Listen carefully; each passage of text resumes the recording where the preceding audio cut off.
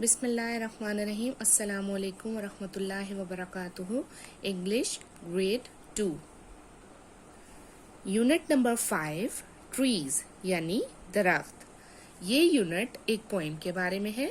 So let's start the reading.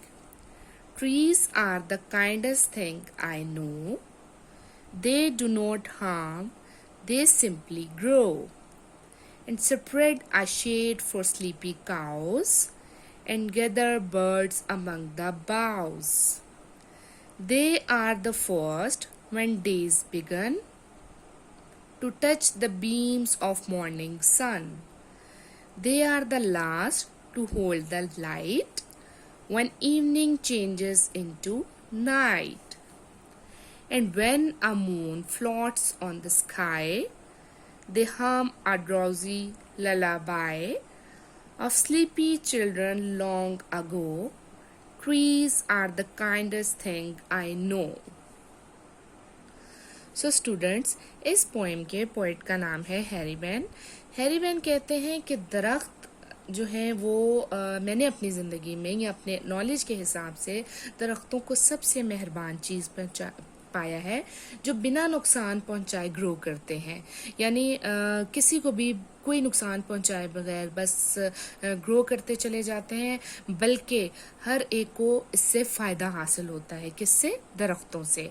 सो शायर इसके अलावा कहते हैं कि स्लीपी काउज यानी जो सोई हुई काउज होती हैं, इसके अलावा कोई भी एनिमल्स हैं, एनिमल्स के अलावा इंसान भी जब तक जाता है तो वो दरख्त के साए में रेस्ट कर लेता है। सो जो दरख्त हैं वो स्लीपी काउस को शेड यानी साया फ्राहम करते हैं। इसके अलावा शायर बताते हैं कि दरख्तों ही में जो चिड़ियां हैं, ये बर्ड्स परिंदे हैं, वो अपना घर यानी घोंसला बनाकर पुरसुकून ज़िंदगी गुजारते हैं। इसके अलावा शायर कहते हैं कि सूरज अपनी शुआएं सबसे पहले दरख्तों पर ही डालता हुआ तलू होता है, और जब शाम का टाइम होता है तो शाम में भी सूरज जब गरूब होने वाला होता है तो इसकी किरणें दरख्तों को छूती हुई शाम को रात में तब्दील कर देती हैं। इसके अलावा लास्ट पैराग्राफ में शायर हमें बताते हैं कि जब चांद आसमान पर तैरता या उभरता है तो ऐसा महसूस होता है जैसे कोई छोटे बच्चे को लोरी देकर सुला रहा हो, और इतना पुरसुकून महसूस होता है जिस तरह एक छोटे बच्चे को लोरी दे के सुलाया जाता है और उसे एक उसको एक बच्चे को पुरसुकून नींद की तरफ ले जाया जा रहा हो। जैसा कि आप इस पिक्चर में स्टूडेंट्स देख सकते हैं कि जब मून आसमान पर आ जाता है, उभरता है, तो ऐसा महसूस होता है कि जैसे दरख्त कोई लोरी सुना रहे हो पुरसुकून नींद के लिए। सो अगेन शायर लास्ट लाइन में हमें बता रहे हैं कि मैंने दरख्तों को सबसे मेहरबान चीज़ पाया है। सो इस पोएम के पोइट कौन है? Harry ban.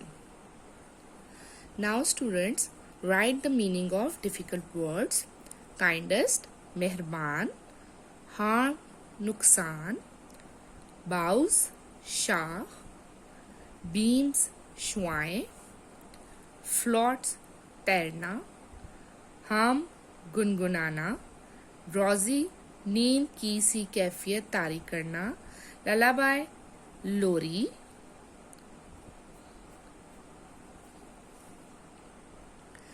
Now I'm sure students you understand today's lecture. Now students come on the exercise of unit number 5 and open the page number 26. Part A के नोट्स आपको फॉरवर्ड किए जाएंगे। Part number B is comprehension focus.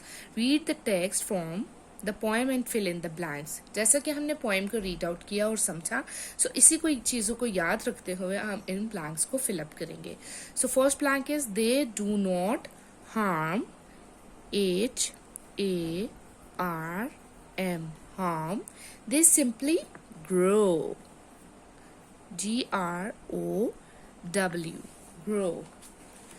And gather birds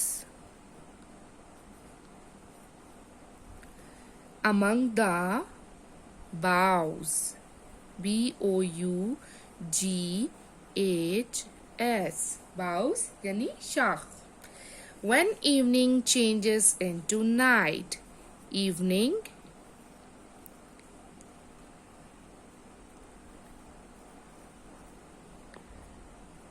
into night. They dash a drowsy lullaby. They hum. Hum, a drowsy lullaby. Lullaby.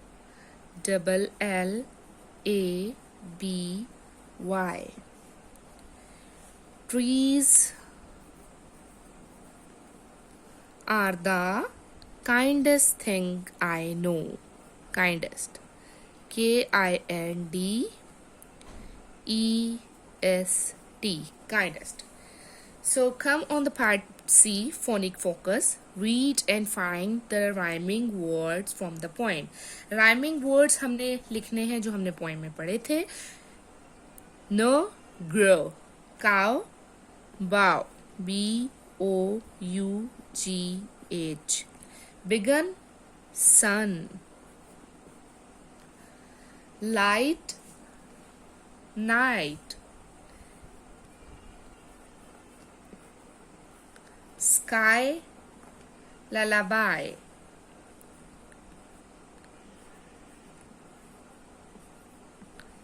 And ago, no. KNOW. Now students, come on the page number 27. Say the ing sound aloud and make more with each. Among, morning. More,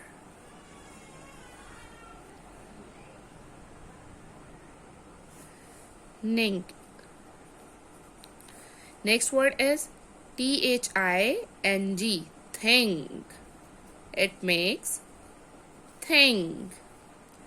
LONG, long. LONG, long. The first word is among, morning, thing, long. So part D के भी notes आपको forward किए जाएंगे. Come on the next question, that is read the sight words with the correct pronunciation. So say with me, grow.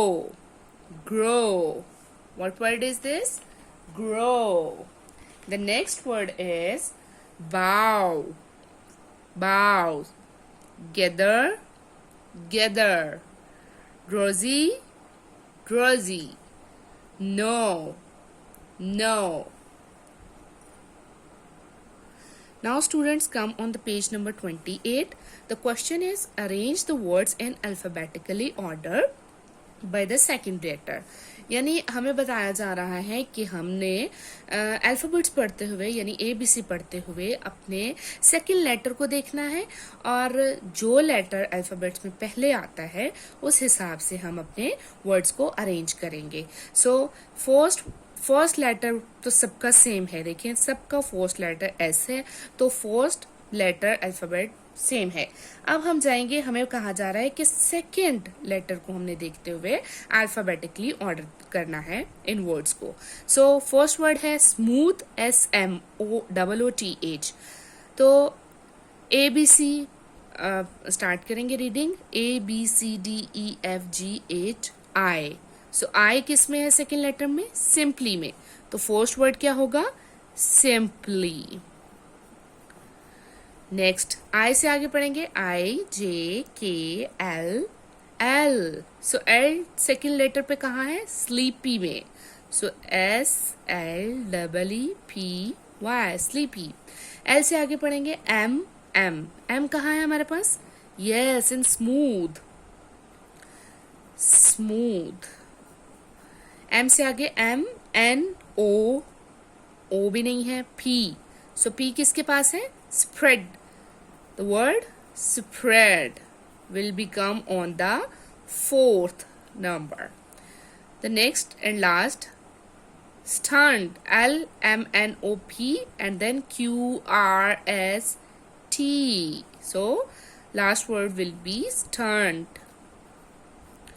Now come on the next word, that is bird. यहाँ भी हमें सारे first word same हैं. B second letter को देखते हुए हम alphabet दोबारा पढ़ेंगे. सो A.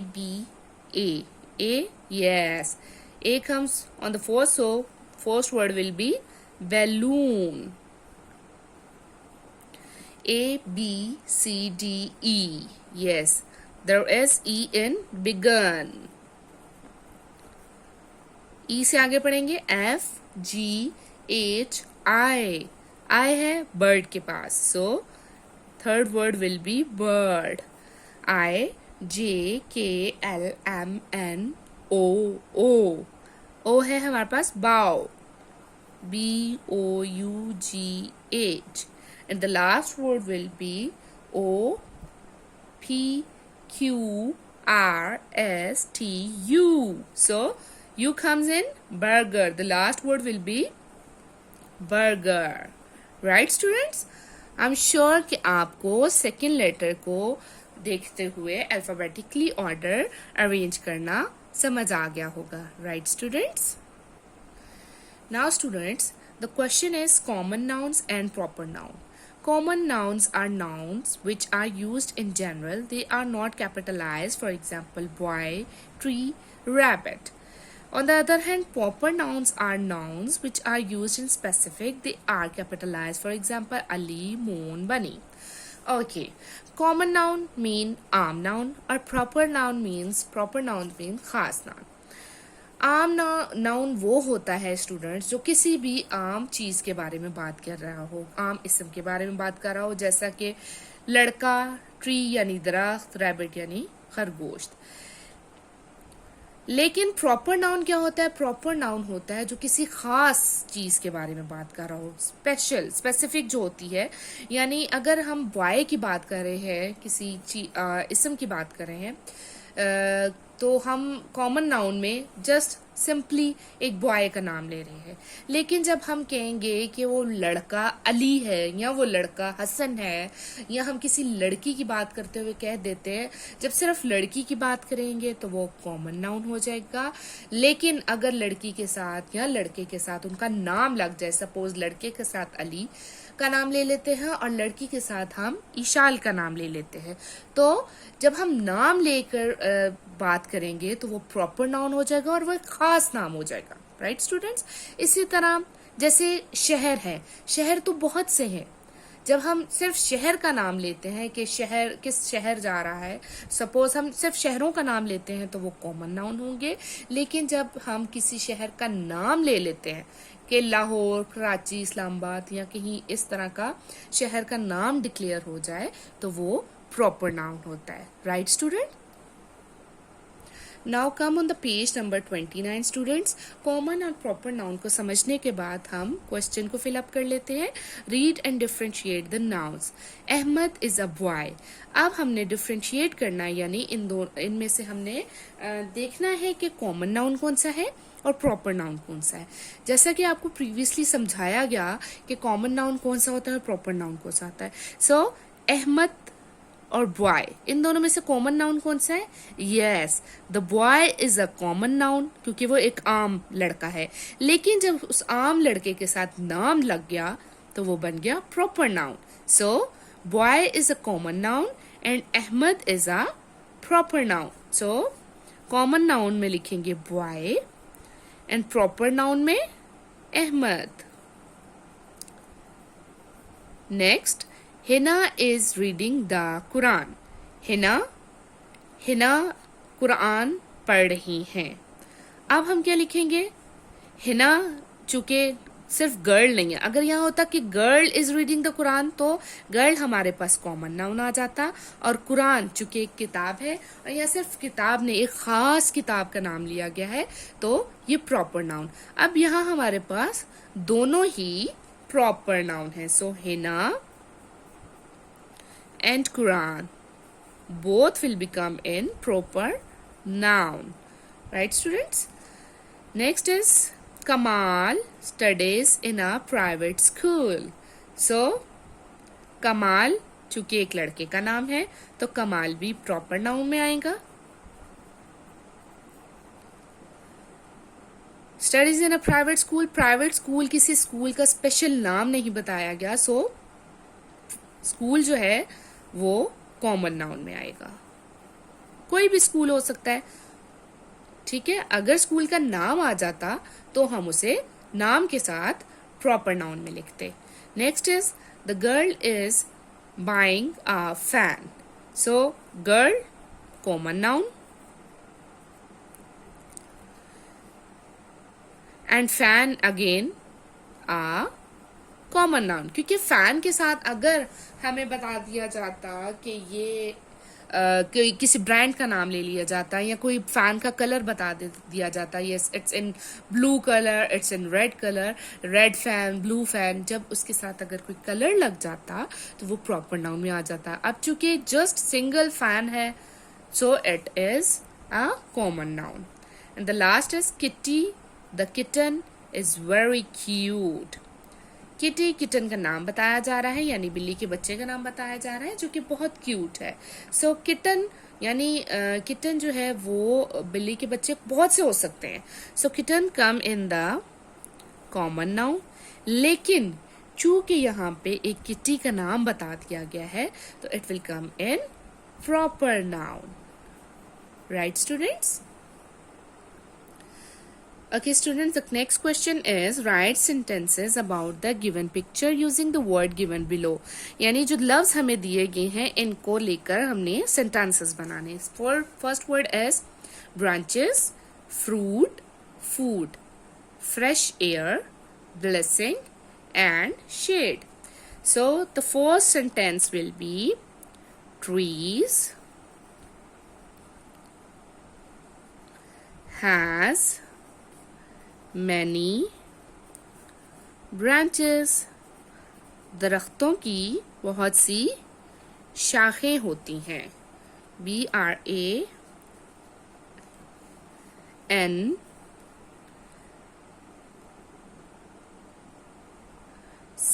branches, branches. Next word is fruit. We get fruit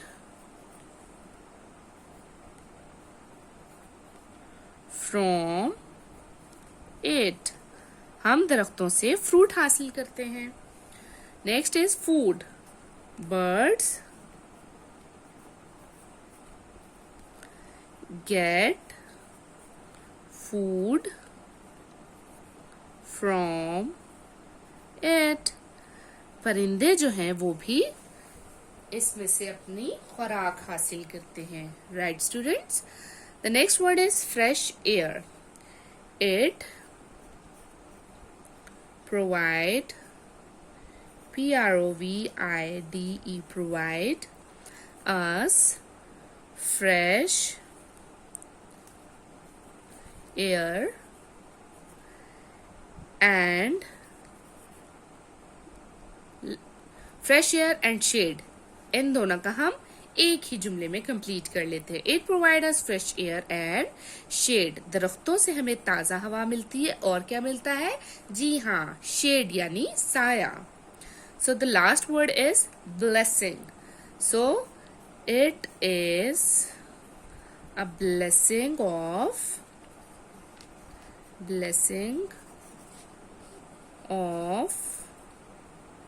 Allah. ये हमारे लिए अल्लाह ताला की एक ब्लेसिंग है. दरख्त हमारे लिए अल्लाह ताला की ब्लेसिंग है. Right students? I'm sure you understand today's lecture. Thank you.